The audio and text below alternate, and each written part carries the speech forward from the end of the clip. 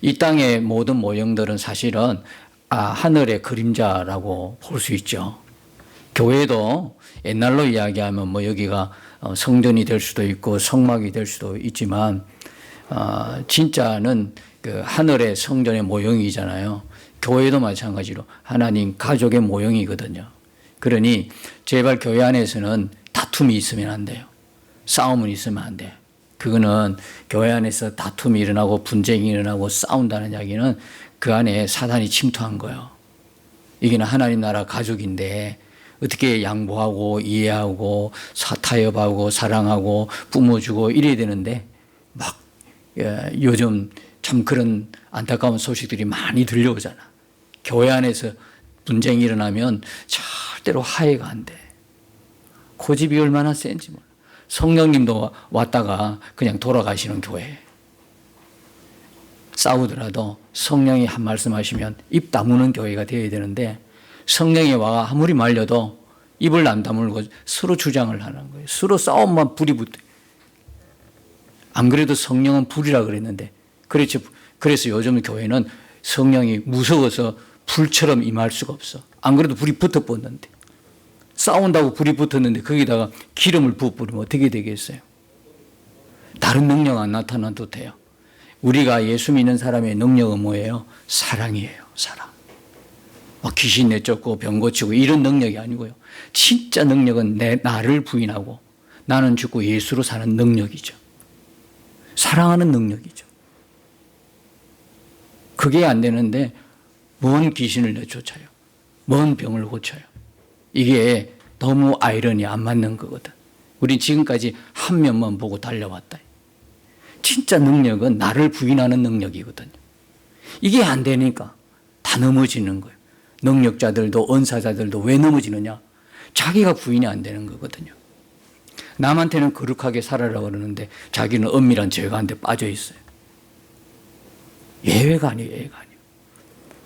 특별히 강단에 서 있는 목회자는 아주 이 문제에 대해서 투철하게 진짜 싸워야 되는 문제거든요. 나는 안 되는데 남보고는 하라고 그러면 또 안 할 수도 없고 하나님 말씀이 하라고 하니까. 근데 자기는 부인이 안 돼. 그런데 능력이 있는 척은 해야 되고 항상 이중적인 삶을 사는. 근데 행복하지가 않아요. 기쁘지가 않아. 기쁨과 행복은 어디서 옵니까? 주님과 함께 할 때 오는 거잖아요. 근데 주님과는 떨어져 있는데 자꾸 능력을 행해야 되고 은사를 행해야 되고 다른 사람한테는 믿음이 좋은 척 해야 되고 있는 것처럼 해야 되고 설교 잘하는 것처럼 보여야 되고 이 척한다는 거 이것부터 어떻게 해요? 기쁨이 다 날아가는 거예요. 행복이 다 날아가는 거예요. 여러분 다른 능력 없어요. 다른 거 안 해도 돼요. 예수님과 바짝 붙어 있으면 돼. 예수님과 한 몸만 되면 돼. 예수님으로 인해서 내가 기쁘고 행복하면 끝이야. 그게 전도지야. 그게 강구판이야. 예수님 때문에. 세상의 성공이 아니고 세상의 실패와 성공이 아니고 내가 좋은 직장 좋은 학교 그 문제가 아니고 내가 지금 예수님과 하나가 되어서 누리는 기쁨과 행복은요 세상 어떤 것으로도 얻을 수 없어요. 대통령이 된다고 얻을 수 있는 게 좋은 직장 좋은 학교 다닌다고 얻을 수 있는 게 아니에요. 오직 예수님으로부터 오는 기쁨이에요. 오직 예수님으로부터는 행복. 그게 능력이다. 그거 못 누리면서 자꾸 척해버리면 못 누려. 영원히 못 누릴 수도 있어요. 그래서 하나님의 공동체, 사랑의 공동체 모이면 서로의 허물과 티를 감싸주고 덮으라는 거 아니에요. 교회 안에 죄 짓는데 이 죄를 덮으라. 그게 아니고요. 지금까지 역사적으로 보면 교회가 어려움을 당한 거는요. 죄 때문이 아니었어요. 뭐예요? 죄가 감추어졌기 때문에 문제가 일어난 거예요. 드러난 죄는 문제가 아니에요. 교회도 그렇고 우리 개인도 다 그래요. 드러난 죄는 오히려 회개하면 해결이 되는 건데요. 자꾸 감추려고 하니까 은밀한 죄, 나만 알고 있다고 하는 착각 속에 빠진 그 죄. 죄가 어떻게 나만 알 수 있습니까? 옆 사람은 모르죠. 한 입을 듣고 자는 부인과 남편은 몰라도 누구는 아셔요? 자기와 하나님은 아시죠. 하나님은 아시잖아요. 무슨 죄를 감출 수가 있겠어요? 그래서 역사적으로 보면 교회가 타락하기 딱 그때는 언제 때냐? 죄를 자꾸 숨기려고 하는 거예요. 죄는 자꾸 밝혀야 돼요. 자꾸 드러나야 되는 거예요. 죄로 인해서 다시는 이 죄를 짓지 말아야 되겠다고 하는 거룩한 마음의 부담을 안고 있을 때 이 죄가 해결이 되지, 죄를 자꾸 숨기고 덮고 해서는 안 되는 거예요. 교회에서 죄는 덮어버리면 안 되는 거예요. 교회에서는 죄가 자꾸 드러나야 돼요. 그 죄가 드러남에도 불구하고 서로를 비방하지 않고, 저 사람 저 죄인이네, 저 목사님, 저 장로님, 저 지사님 저런 죄를 짓고도 그 멀쩡하게 보이더라, 우리를 속였네, 이게 아니고, 서로 죄가 드러나면 정죄가 아니고 판단이 아니라, 저도 그런 죄를 짓지만 나도 마찬가지예요. 그래서 겸손하게 저 사람의 죄를 보면서 하나님 앞에 겸손해지는 거예요. 하나님, 나도 저 죄를 범하지 않게 해주옵소서. 내가 정말 능력이 있어서 그런 게 아니고 뭡니까? 나도 여접시 무너지는 연약한 존재거든. 비방하고 정죄하고 판단하기 전에 하나님, 나도 저런 죄에 빠지지 않도록 주님만 꼭 붙들고 가겠습니다 라고 결단하는 공동체가 좋은 공동체지. 그래서요, 자꾸 드러나야 됩니다. 자꾸 안에 있는 허물과 티가, 죄악이 드러나도 전혀 부끄럽지 않은 공동체, 함께 기도해 주는 공동체, 정말 중요한 공동체죠. 정말 좋은 공동체이죠.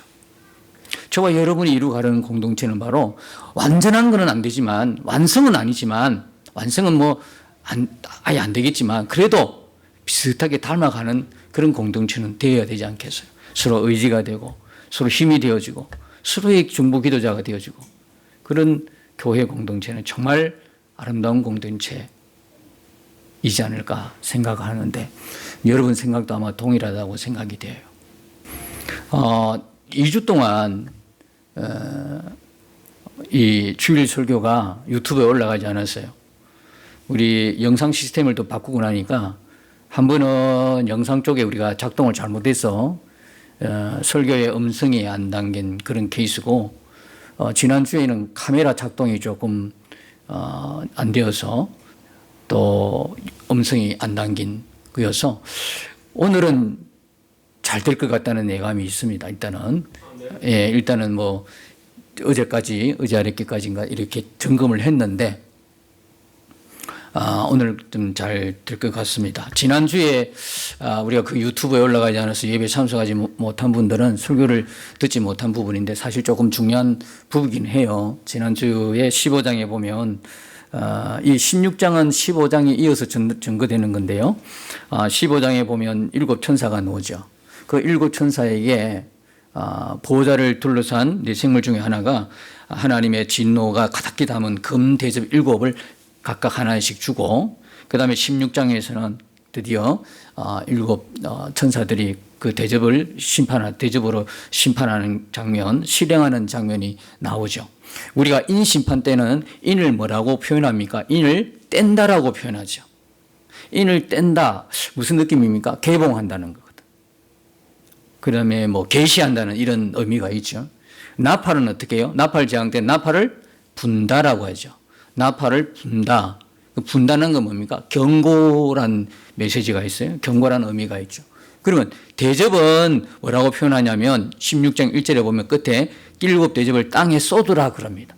대접은 쏟는 겁니다. 자, 이는 떼는 것이고 나팔은 부는 것이고 대접은 쏟는 거다. 그럼 어떤 느낌이 확 하고 들어옵니까? 이제 드디어 이제 마지막 실행하는 단계, 이제 직접 실행하는 단계, 이런 느낌이 들죠. 그래서 66장부터는 이제 7 대접의 심판이 있는데, 자, 들어가기 전에 한 가지 유념하고 들어가야 될 것 같습니다. 이것은 앞으로 대개 보면 대접 심판이라면 겁을 먹어요.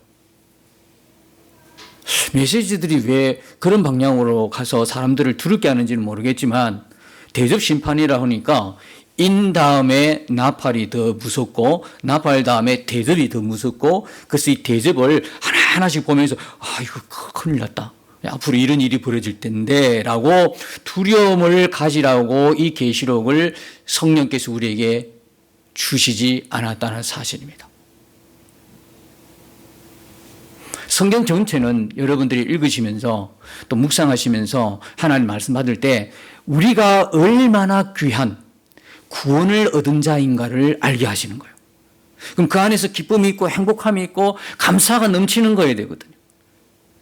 억지로의 헌신이 아니라 억지로의 봉사가 아니라 내가 어떤 은혜를 입었느냐, 어떻게 구원받았느냐 이 사실을 분명히 할 때에 누가 뭐라 그래도 나는 감사의 자리에, 섬김의 자리에, 봉사의 자리에, 헌신의 자리로 자발적으로 자원하여 나가게 된다는 거거든. 누가 뭐라 그래도. 근데 구원의 확신이 희미하니까, 구원의 확신에 대한 믿음이 없으니까 어떤 일이 벌어지느냐? 안 하는 거예요. 불순종하게 되는 거예요. 성경에서 계속 이야기하자는 것은 성경을 통해서 두려움을 가지라는 게 아니고 우리가 받은 구원이 얼마나 귀한 십자가의 은혜인지를 알게 하시는 거거든요. 그래서 이 땅에 살 동안 참 어렵고 힘들게 세상을 살아가지만 우리의 눈이 항상 어디를 향하여 고정하라? 우리 주 예수 그리스도를 향하여 고정되어라. 하늘에 소망을 두라. 이 메시지가 성경 전체의 메시지지 앞으로 알지도 못하는 미래에 다가올 그 두려움에 쌓여라고 계시록 주지 않았다는 사실입니다. 그래서 대접은 더 심한 두려움을 주는 공포의 언어가 아니라 계시록 전체는 뭡니까? 삼위 하나님께서 십자가 심판을 이루어가는 공동 사역이라고 그랬죠. 인이나 나팔이나 대접은 똑같은 내용이에요. 시간적 배열이 아니라 그랬죠. 시간적으로 배열이 아니라 똑같이 이루어진 사역의 내용들을 그냥 열거하는 뿐이다라는 거예요. 그러니까 인 심판이나 나팔 심판이나 대접 심판이나 알고 보면 똑같은 내용이다라는 것이죠. 이걸 먼저 아시고, 두 번째는 지금 이 요한을 성령께서 어디로 이끌고 가셨다는 걸 잊지 말아야 됩니까? 요한은요, 이 계시록을요 90년대 AD 90년대에 쓴 거거든요. 그러면 십자가는 훨씬 90년이 지났다 이 말입니다. 그렇죠. 십자가는 적어도 50년, 60년 지난 시점에 이걸 쓰고 있어요. 그렇다면 성령이 이 요한계시록을 기록할 이 시점에 성령이 요한을 데리고 어디로 데려갔다는 이야기예요? 과거로 돌아간 건데 과거의 어느 시점? 십자가 시점으로 돌아와서 십자가 3일 동안에 이루어진 영적인 일들을 계시하고 있는 내용이 뭐다? 요한계시록이다. 그래서 이 요한계시록은 정리해보면 구약이 뭡니까? 구약의 언약이 뭐가 되는 거다? 성취되는 걸 이야기하고 있는 거예요. 어디서 이루어졌다? 십자가에서. 십자가에서 하나님 구약의 뭡니까? 언약했던 그 내용들이 다 어떻게 성취된 것을 보여주는 게 요한계시록이다. 이걸 여러분들이 아예 가슴에 딱 정해 놓으십시오. 그리고 계시록을 보셔야 이해가 돼요. 그렇지 않으면 계시록은 이런 말하면 이런 것 같기도 하고 저런 말하면 저런 것 같기도 하고 그래요. 그러니까 오늘 볼 내용도 다 어때요? 구약이 근거가 되었다. 구약이 모형이고 성취는 십자가에서 이루어진 것을 볼 수가 있을 거예요. 자, 그래서 지난주에 했던 정거장막 성전요. 제가 신천지에 대해서 신랄하게 무식하다까지 이야기했어요. 그게 영상이 안 담겨져서 안타깝긴 하지만 지난주에 들어보시고 여러분 신천지가 얼마나 허구한 내용을 지금 담고 있는지 아시겠죠? 지난주 내용 기억하시죠? 얼굴들이 다 기억하고 있는 얼굴들인 것 같아서 그냥 긴 설명 못하고 넘어갈게요. 정거장막 성전은 있어요, 없어요? 이 땅에 더 이상 없어요. 그렇죠? 정거장막 성전은 건물의 성전을 이야기하는 게 아니다라고 말씀 들었습니다. 기억나시죠? 정거장막 성전은 여기 이제 15장에 보면 5절에 하늘에 정거장막의 성전이 열리며 이 이야기는 그냥 성전이 열렸다라고 생각하시면 돼요. 이게 4장 1절에도 나오고요. 그 다음에 뭡니까? 19장 11절인가 나와요. 그 다음에 지금 15장에 나오죠. 성전 열리는 장면이 딱 3번 나와요. 어디서? 인해, 그 다음에 나팔에서, 그 다음에 대접에서. 세 개가 동시에 이렇게 본문이, 세 개가 동일한 본문이 들어있다는 이야기는 무슨 이야기죠? 한 사건이라는 거예요. 세 사건이 아니라 한 사건이에요. 그러니까 뭡니까? 예수님과 성령님과 하나님이 함께 구원하시고 함께 심판하시는 동일한 사역이라는 걸 이야기하고 있는 거예요. 서로 각각 다른 걸 다른 것이 아니라는 이야기죠. 똑같은 사건이에요. 계속해서 그 대목이 나오고 있잖아요. 왜? 당연하죠. 인과 나팔 대접이 똑같은 내용이니까. 똑같은 내용이 중복되어서 나올 뿐이다. 이렇게 해석이 안 되니까 막 다른 거예요, 그냥. 세 분이 막 또 심판하고 또 와 또 심판하고 또 심판하고. 성전문도요. 한 번 열렸다가 또 닫고 한 번 열렸다가 닫고 한 번 열렸다가 닫고 이래 되는 거죠. 그렇게 해석이 안 되면 우리처럼 이렇게 보지 않으면 열었다 닫았다 열었다 닫았다 하는 거요. 여러분 성전 문은 몇 번 열려요? 퀴즈. 성전 문은 몇 번 열려요? 한 번 열려요. 한 번. 열렸다 닫혔다 열렸다 닫혔다 하는 게 아니고 딱 한 번. 언제 때 열려요? 언제 때요? 마스크를 다 끼고 있으니까 정답인데 나 알아들을 수 있어요. 십자가 때 열려요. 그러니까 여러분 마태복음 27장에 보면 예수님께서 죽으시면서 어떤 현상이 나타난 거예요? 성소와 지성소 사이에 뭐요? 휘장이 가르친 게 휘장이 어디서부터 찢어지죠? 위에서부터 아래로 쫙 찢어지잖아요. 휘장이 찢어졌다는 건 뭡니까? 이제 하나님 앞에 어떻게 나아갈 수 있다? 담대하게 나아갈 수 있게 되었다. 이 말이거든요. 그동안은 이 휘장 때문에 못 나갔어. 하나님과 우리 사이에 막힌 담이었어. 그 담을 허신 분이 누구다? 예수님이라고. 그러니까 히브리서 10장 20절에 보면 예수님께서 자기 몸을 뭐예요? 찢으셨다고 나오잖아. 희막은 그 성전의 그 뭡니까?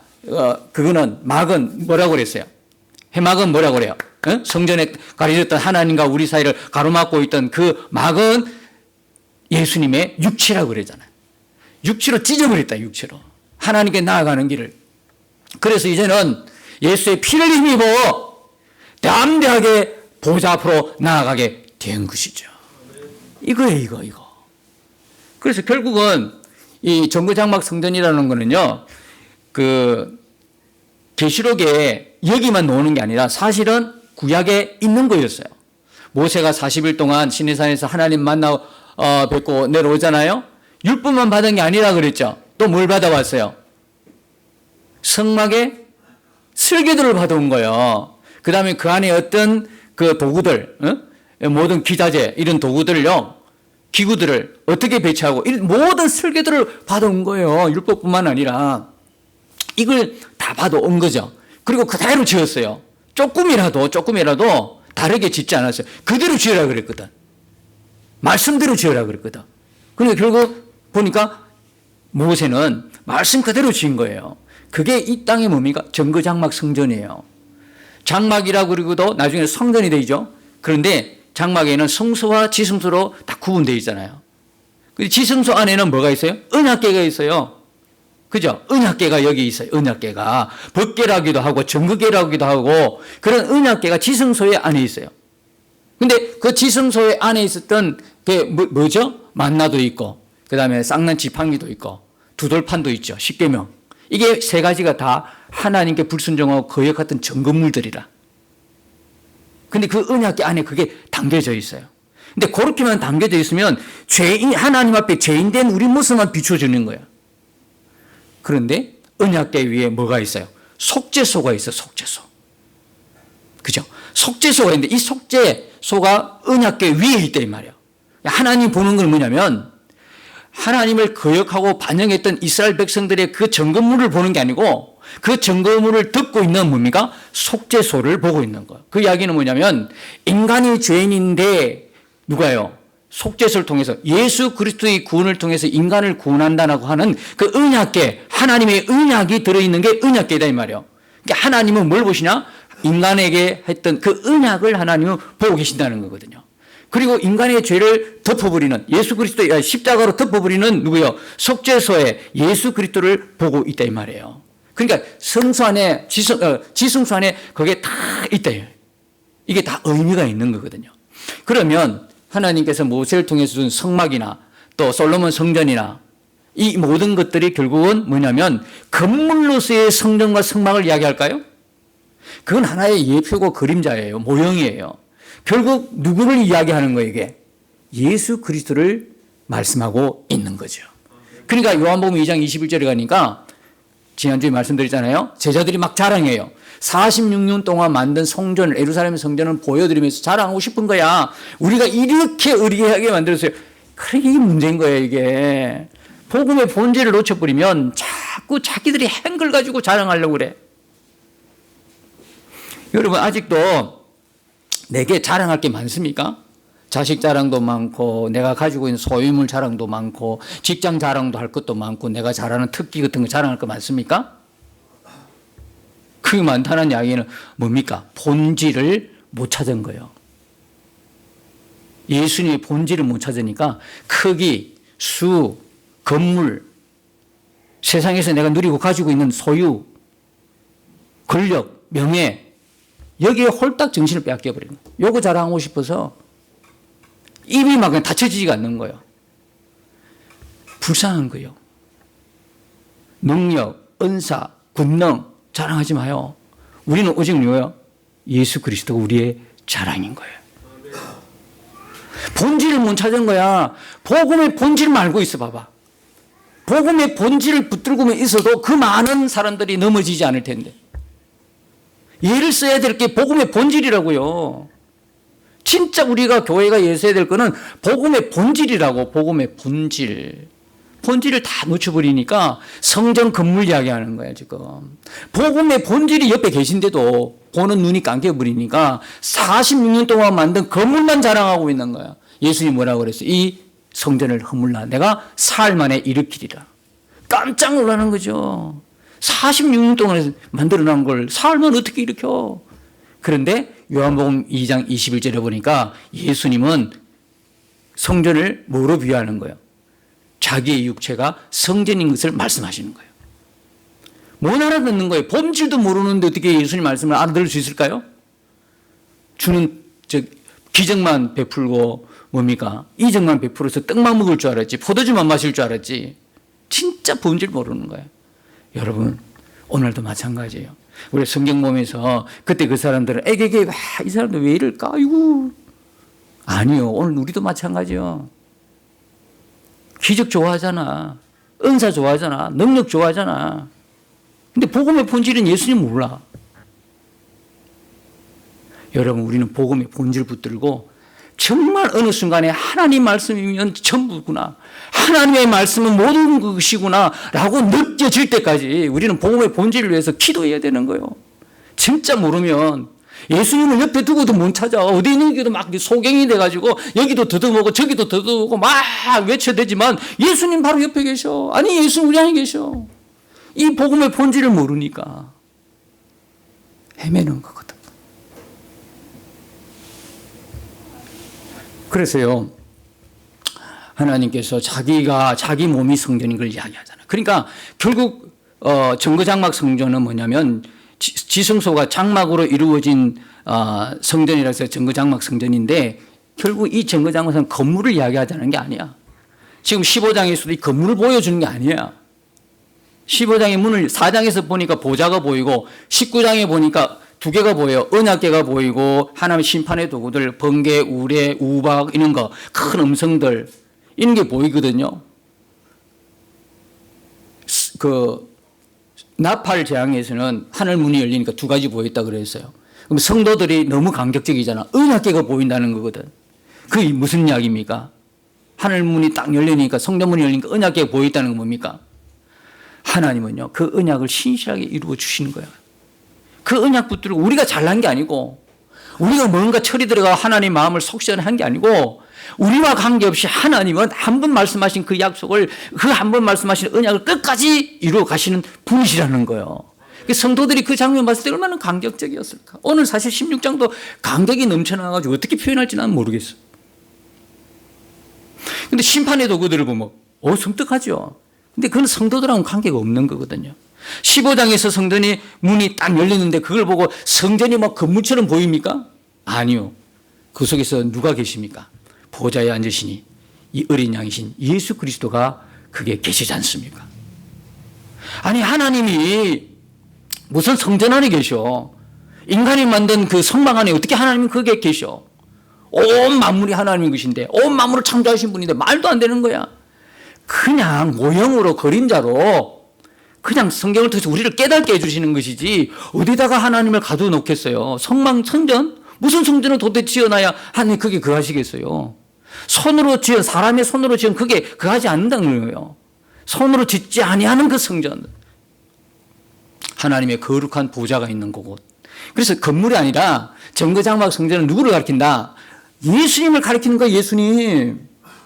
그건 건물이 아니에요. 건물이 아니야. 그런데 신천지가 무식하니까 어떻게 자기들 보고 예수 신천지 예수 정거장막 성전 이렇게 하고 있어요. 지금 기가 막히죠. 계시록 읽다가 어떤 게 이 부분에서 발견해가지고 지었긴 했겠지.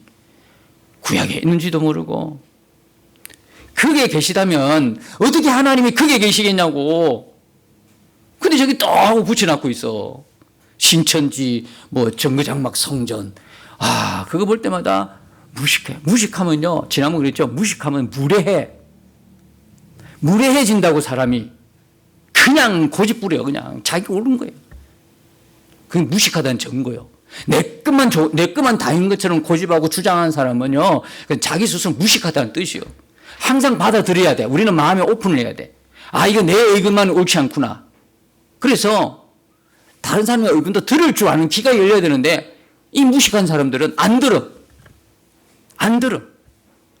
복음이 이런 겁니다 이야기해도 안 들어요. 이미 영적으로 미혹됐겠지. 야, 얼마나 안타까워. 근데 성도들도 안 듣는 사람이 있어. 구원받았다고 하는 성도들도 고집이 세가지고 안 들어. 자기 거면 다야. 자기가 알고 있는 게 전부야. 이야기를 함부로 못 해줘. 들을 수 있는 귀가 열려질 때 들어야 감사함으로 받지. 아직 귀가 안 열리는데 이야기하면 고집만 피우고 아지만 피우고 비판만 하지. 그러니까 다 때가 있어요. 다 때가. 수준에 맞게 이렇게 때가 있다고. 근데 모르겠어요. 그때 이후로 우리 실내 복도에 사탕 놔놓고 다른 이렇게 창구들 책들 이렇게 비치해 놓으니까 그 뒤부터 안 오는 것기도 하고. 일부러 보라고. 일부러 오면 좀 보고 좀 답답하니까 보고 좀 어떻게 해라. 그 사람들 직접 만나고 이야기하면 될 것 같아요. 목사님 그 사람들 오면 전도하죠. 해봐라고. 사람 구원하는 게 내 능력에 달렸나? 그러니 우리는 항상 마음을 어떻게 해요? 열어놔야 돼. 계시록도 보면서 마음을 열어야 돼. 이렇게 볼 수도 있고 저리도 볼 수 있구나. 이렇게 열어놔야 돼.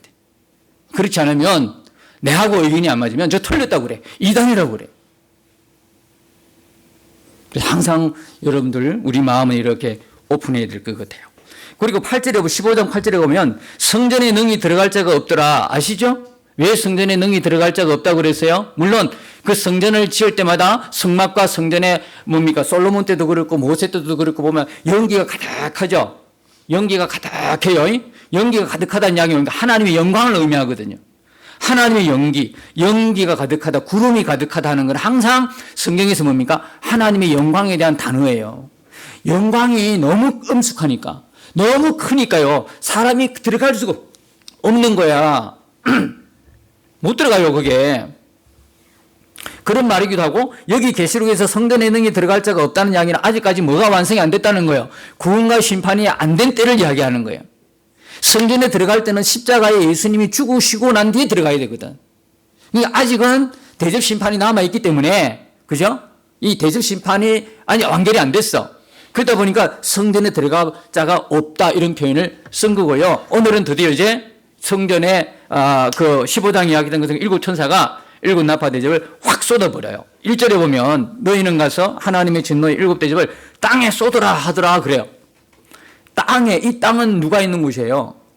불신자, 구약 불신자. 신약 신자들은 지금 어디가 있어요? 하늘로 다 올림받았어요. 그 올림받으니까 모세 어린 양이 노래를 부르고 있잖아요. 신나게 노래 부르고 있어요. 그들은 다 올라갔어요. 근데 이 땅에 남아있는 건 뭡니까? 구약 불신자의 영이 남아있는 거예요. 근데 그 영들 앞에 영적으로 심판하는 장면이 계시록이고 15장이다 이 말이에요. 16장 이 부분이에요. 그래서 이 땅에 쏟으라 하는 거는 뭡니까? 이 진노의 하나님의 진노 일곱 대접이 그들에게, 불신자들에게, 쏟아지는 장면을 이야기하고 있어요. 자, 2절에 보면 첫째 천사가 가서 그 대접을 땅에 쏟음에 그랬어요. 짐승의 표를 받은 사람들과 그 우상에게 경배하는 자들에게 악하고 독한 종기가 나더라. 자, 이 독한 종기가 놓으면 어디서 많이 본 것 같지 않아요? 어디서 봤을까요? 출애굽 때. 출애굽 때 보면 10가지 재앙 나오죠. 이 독한 종기는 어디에 속할까요? 6번째 재앙이에요. 자, 여기 보면 첫째 천사도 그렇고 두 번째, 둘째, 3절, 4절, 둘째 천사, 셋째 천사가 다 뭡니까? 바다가 피가 되고 강과 물 근원이 피가 되는 장면이에요. 그렇다면 피가 되는 재앙은 출애굽의 몇 재앙일까요? 첫 번째 재앙. 나일강이 피가 되는 거거든요. 그럼 무슨 이야기일까요, 이게? 아, 출애굽의 그 10가지 재앙이 결국은 뭡니까? 십자가의 심판을 의미하는 거구나. 지금 계시록에 여기 나와 있는, 그죠? 이 영의 심판이 결국 모형의 의미가, 그림자가 뭐였습니까? 아하, 출애굽의 10재앙이었구나. 우리가 알 수 있는 거죠. 그러니까 출애굽의 그 재앙들이 어디서 완성이 된다? 십자가에서 드디어 완성이 되는 거예요. 그 다음에 이 재앙들이 성부, 성자, 성령 이 세 분이 동일한 사역이라는 걸 어떻게 알 수 있냐면 두 번째 땅에 쏟을 때 독한 종기가 나는 것, 그 다음에 바다에 피가 나는 것, 강강물에 피가 나는 것, 이거는 성령의 나팔 재앙에도 나오는 거예요. 둘째, 셋째.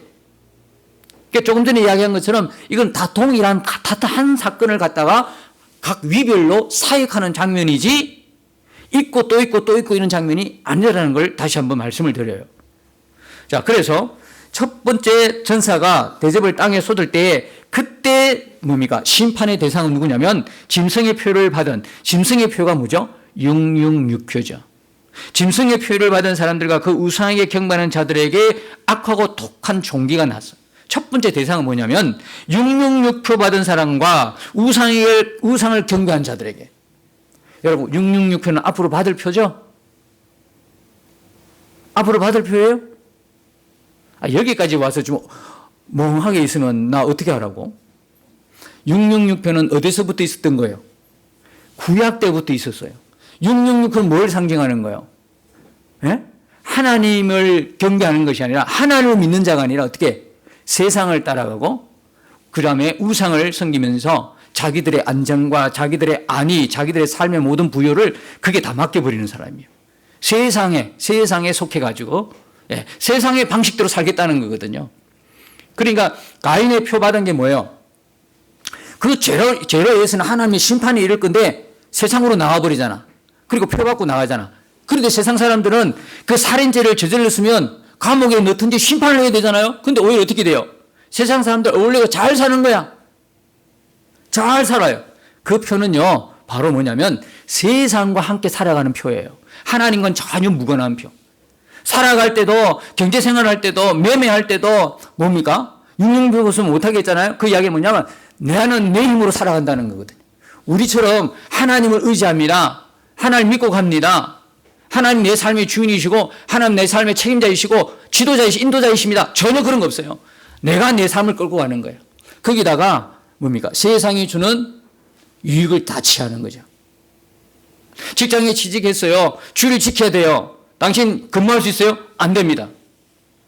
물론 이거는 아주 극단적인 하나 예지만 자기가 갖고 있는 신앙에 있어서는 주의는 지켜야 된다고 하는 그 사람에 있어서는 아무리 좋은 직장도 못합니다. 끌었을 때 그는 666표를 외면하는 사람이 되는 거예요. 거부한 사람이 되는 거예요. 그런데 직장에 다니는데 예를 들어서 신앙에 영향을 주는 거야. 믿음에 영향을 주는 거야.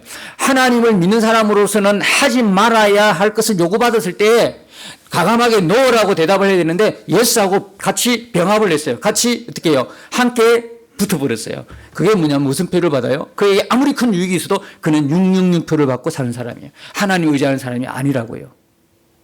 그러니까 현실적으로는 666표를 받고 사는 게 훨씬 편해요. 안전한 것이 보여요. 근데 666표를 거부하면요, 불편해요. 살아가는 게 얼마나 불편했으면 매매도 금지당했을까요? 온 세상 사람과 어울릴 수가 없어요. 너는 왜 유별나게 그렇게 예수를 믿냐? 그런 소리도 들을 수 있어요. 왜? 세상에 가는 그 길을 안 가거든요. 오히려 거슬러 가거든요. 거슬러 가니까 온갖 피부는 다 떨어지죠. 온갖 고통과 아픔이 오죠. 그걸 감수하더라도 나는 하나님만 믿고 갈 거야. 하나님 주는 것만 나는 먹을 거야. 하나님의 생명 양식만 취할 거야. 세상이 주는 달콤함에 귀 기울이지 않고 빠지지 않고 오로지 그 길을 향하여 나아가는 사람이 666표를 거부한 사람인데 대신 이 땅에 살 동안 고생은 해요. 너무너무 불편해요. 어려워. 그래서 666표는요, 예전에도 있었고 앞으로도 계속 있어요. 그래서 이 666표를 받은 사람 심판받아요. 우상을 경배하는. 왜? 이들은 하나님을 안 믿었잖아요. 안 믿은 거거든, 결국은. 요즘 종종 그 이야기 하잖아. 교회 다니는 사람도 뭐 지옥 간다 이런 이야기, 그 조심스럽게 이야기해야 될 부분이지만, 그럴 수 있다는 건 뭐냐면, 교회는 다니는데 예수는 안 믿는 사람이 있어. 불신자는 세상에 있는 것이 아니라 교회 안에도 불신자가 있거든. 교회 안에도 불신자가 있기 때문에 그런 이야기가 나온다 이 말이에요. 교회 안에 불신자, 교회 안에 전도 대상자, 교회 안에 복음지, 교회 안에 선교지가 있어요.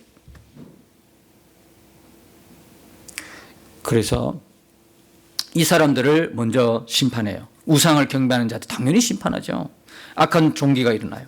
그 다음에 둘째 천사가 막 바다가 곧 죽은 자의 피같이 돼 바다 가운데 모든 생물이 죽어요. 뭐로 차단시켜요? 생물을 죽여버려요. 여러분, 이게 육신의 심판인지 아십니까? 생물 죽여버리면요, 모든 사람이 굶어 죽어요. 이거는 영의 심판이에요. 영적인 심판이에요. 무슨 심판? 생명의 양식을 끊어버리는 거예요. 그러니까 지옥 심판인 거예요. 영원한 생명의 양식을 못 먹게 만들어버리는 거예요.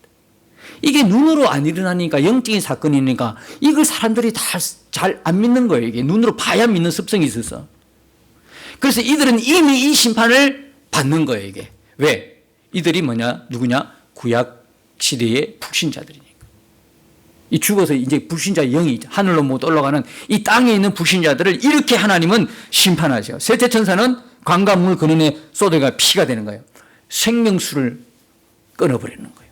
생수가 지금 없는 거예요. 생수 피가 되는 거 못 먹잖아요. 이 이야기는 뭐냐면 모든 지상의 생수를 끊었다는 이야기가 아니라 영적인 심판이에요. 하나님의 생명수를 먹고 구원을 받을 수 있는데 구원 못 받는 거죠. 그 이야기. 그러면서 5절에 보면 내가 들으니 물을 차지한 천사가 이르되 전에도 계셨고 지금도 계신 거룩하신 이여 이렇게 심판하신 의로우시도다 막 찬양하고 있어요. 천사가 찬양하고 있어요. 심판하심이 어려운 것을 찬양하고 있어요. 6절 그들이 성도들과 성자들의 피를 흘렸으므로 그들에게 피를 마시게 하신 것이 합당하니라 하더라 그래요. 여러분, 죄는요 반드시 심판받습니다. 숨기고 있죠? 엄밀하게 지었죠? 아니요. 하나님은 정확하게 그걸 보고 계시고 또 하나님의 때에 정확하게 심판하십니다. 어떻게 할 수 있습니까? 여기 보잖아요. 2절에 보니까 짐승의 표 받은 사람, 우상에 경배하는 자들. 그 다음에 또 심판 대상이 누구 있습니까? 6절에 성도들과 선지자들의 피를 흘린 자들. 이 성도들은 그때 안타까웠겠죠. 하나님 도대체 어디 계십니까? 하나님 살아계십니까? 우리가 이렇게 고난당하고 예수 믿는 것 때문에 죽어가는데 하나님 왜 우리를 돌보지 않았습니까? 얼마나 부르짖었겠어요. 그런데 지금 그럴까요? 지금 이들은 하늘에 전부 다 그 영이 보호자 옆에 있어요. 돌림받아가지고. 지금 이 상황을 보고 있어요. 그들의 입에서 뭐가 나올까요? 그때 가서도 하나님 왜 그러셨어요? 왜 나를 조금만 도와주면 될 텐데. 하나님 조금만 막아주면 됐을 텐데. 왜 그러셨어요? 그들이 거기서도 그랬을까요? 어떤 찬양을 하냐면요.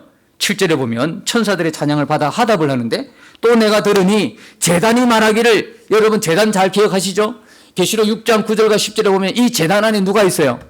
예수의 증거와 하나님 말씀으로 무당한 사람, 죽임 당한 사람들이 제단 아래에 있다는 걸 성경에 계시록에서 6장 9절에 10절 나오잖아요. 이들이 뭐를 호소했습니까? 하나님 언제까지 우리 피의 값을 갚아주지 않겠습니까? 라고 호소했다는 게 제단이라는 거거든요.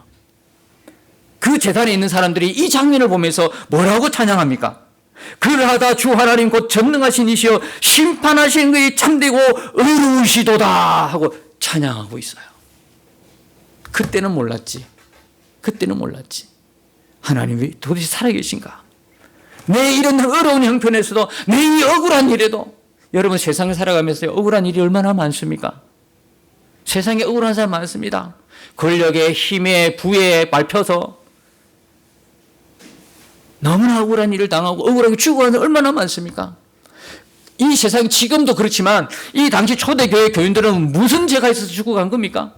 오직 예수 그리스도를 믿는 것 때문에 짐승의 밥이 되어가고 유리방황하고 광야를 떠돌고 나그네와 외국인으로 살았던 사람들이 누구냐? 이들이었어요.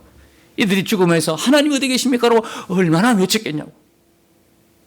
근데 하나님은 정확하게 그 죄를 정확하게 보고 계십니다. 한 번도 잊지 않으시고. 그래서 하나님은 어떤 하나님이에요?